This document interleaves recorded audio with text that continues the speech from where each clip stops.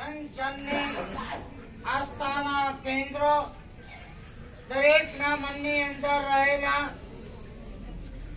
ગમે તેવા સંકટો આદિ વ્યાધિ ઉપાધિઓ આફતો અને મુશ્કેલીઓ એનું નિવારણ કરવા માટે જે સક્ષમ છે, ભક્તોના મનોવાંછિત પૂરવા માટે જે સક્ષમ છે, લાખો કરોડો પુણ્યાત્માઓના જે આસ્થાના કેન્દ્ર છે અને ગઈ 24મી અષાઢી શ્રાવકે જેમની પ્રતિમા ભરાવી હતી તે આજે પણ એવી હજરા હજુર છે અને લાખો ભક્તોના મનોવાંછિત પૂરણ કરી રહી છે.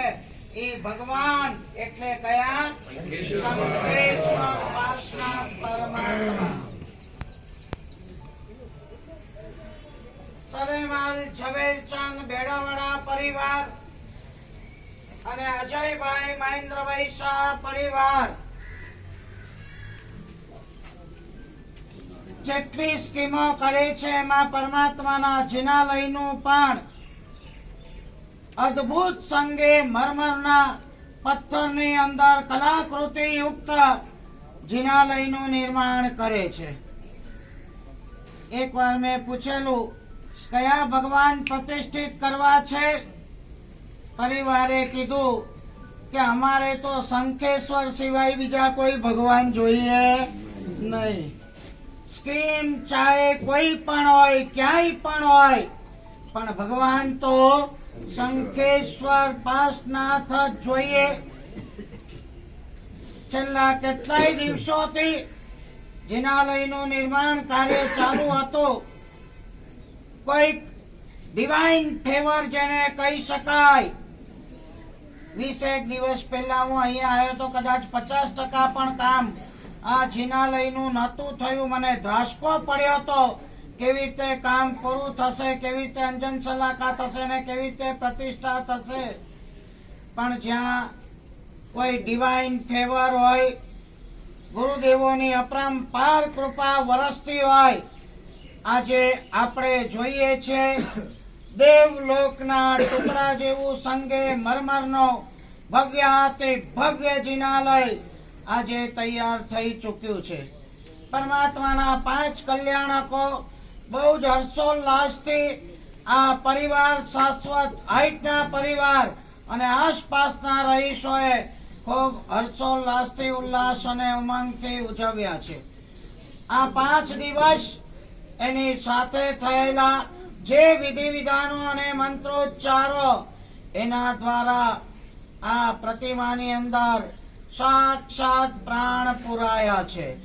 તમને લોકોને અમારાથી વધારે કહેવાય નહીં, પણ અંજન વખતની અમારી જે આંતરિક અનુભૂતિ હોય એના ઉપરથી અમને ખ્યાલ આવે કે પરમાત્મામાં કેટલા અદ્ભુત પ્રાણ પુરાયા છે. આજે પણ આપણે કહીએ છીએ પાલીતાણાની અંદર જે અલબેલાદીશ્વર ભગવાન બિરાજમાન છે એને 500 વર્ષ પૂરા થવાને આરે છે. 87 ની અંદર 500 વર્ષ પૂરા થાય છે અને કહેવાય છે કે જ્યારે વિદ્યામંડનસુરી મહારાજે આચાર્ય ભગવંતોની શુદ્ધિ અને પ્રભાવકતા પણ કામ કરતી હોય છે. મહોત્સવોની મનોહરતા પણ કામ કરતી હોય છે. પ્રતિષ્ઠા કારકોના ઉલ્લાસો પણ કામ કરતા હોય છે.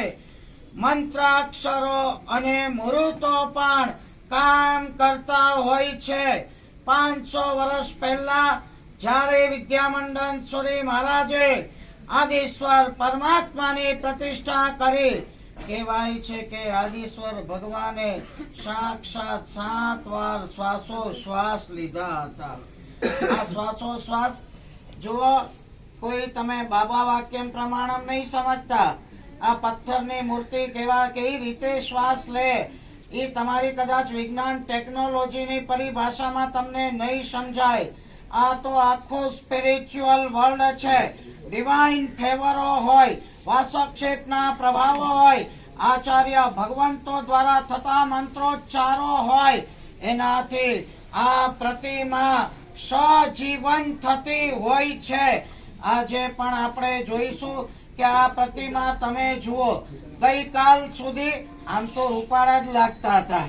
પ્રતિમા જયારે ઘડાઈ ત્યારથી રૂપાળા રૂપાળા રૂપાળા, જાણે વળગી પડવાનું મન થાય એવા રૂપાળા. પણ એમાં પણ જ્યારે આ વિધિ વિધાન અને મંત્રોચ્ચાર પૂર્વક જ્યારે અંજન થાય, અંજન વખતની અમારી જે પ્રસન્નતા હોય, પોઝિટિવિટી હોય, એ બધું અંદર પ્રાણ તરીકે અંદર અવતરણ થતું હોય છે અને અમને પણ એની સાક્ષાત અનુભૂતિ થતી હોય છે. ભવિષ્યની અંદર એના પરચા અને પ્રભાવો દેખાતા હોય છે. કોઈ પણ તકલીફો તમને આવે, આ પાર્શ્વનાથ ભગવાનના શરણે તમે જતા રહેજો. હવે માત્ર થોડી ક્ષણો છે, માત્ર મંદિરની અંદર આપણે પરમાત્માને પ્રતિષ્ઠિત કરવાના નથી. આ તો એક પ્રતીક છે. એના દ્વારા આપણે આપણા અંતરની અંદર આ પાર્શ્વનાથ પરમાત્માને પ્રતિષ્ઠિત કરવાના છે, હૃદયની અંદર પ્રતિષ્ઠિત કરવાના છે. અને એક વખત પરમાત્મા હૃદયની અંદર પ્રતિષ્ઠિત થઈ જાય એટલે આપણા અંતરમાં હૃદયમાં રહેલા અનાદિકાળના કર્મો હોય, પાપો હોય, દોષો હોય, દૂષણો હોય, કુસંસ્કારોના કચરા હોય, આવી વ્યક્તિત્વ જ્યારે બિરાજમાન થાય એટલે આ બધા કચરા નીકળી જતા હોય છે. 5-10 મિનિટ થોડી ક્ષણોમાં આપ દાદા પોતે ગાદી નાશીન થશે. આ ચંદ્ર દીવા કરો, પરમાત્મા અહીંયા પ્રતિષ્ઠિત રહેશે. કેટલી કાળની થપાટો આવી પણ આ શંખેશ્વર પાર્શ્વનાથ ભગવાન ઇટ ઇઝ બિરાજમાન છે. ઉની આંચ એમને આવી નથી. આપણે પણ ભાવના ભાવીએ યાવત ચંદ્ર દીવા કરો, આ પ્રતિષ્ઠા અજર અને અમર રહે. આ પાર્શ્વનાથ પરમાત્મા અનેકના દુઃખ દારિદ્ર્ય છૂટતા રહે, અનેકના મનોવાંછિત પૂરતા રહે, એમની સખત ભક્તિઓ થતી રહે, ઉર્જા અને પ્રભાવ એમના પણ વધતા રહે. અને આ ઉર્જા પ્રભાવ અને ભક્તિના પ્રભાવે આસપાસના વાતાવરણની અંદર એક પોઝિટિવિટી, એક સમૃદ્ધિ અને આબાદીઓ વધતી રહે.